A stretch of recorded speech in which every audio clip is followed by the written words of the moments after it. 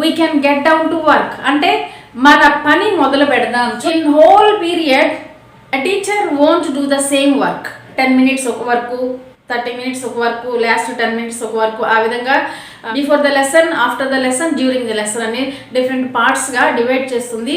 Next I'm waiting for you to be quiet. Keep quiet అంటాం కదండి, మాట్లాడవద్దు అనే సెంటెన్స్ని formal వేలో ఈ విధంగా యూజ్ చేయొచ్చు. అలా నుండి చూస్తున్నా మీరు సైలెంట్గా ఉంటారేమోనని, అస్సలు మాట్లాడట్లేదబ్బా, ఇది ఒక వే కదా. సో ఎలాగైనా సరే క్లాస్ని సైలెంట్గా ఉంచాలి అనే ప్రయత్నంలో యూజ్ చేసే సెంటెన్స్ అండి ఇది. Generally in English any action will be in 2 ways, formal way and informal way. ఓకేనా? సో కీప్ క్వైట్ అనే సెంటెన్స్ని ఫార్మల్ వేలో మనం ఈ విధంగా యూజ్ చేయొచ్చు.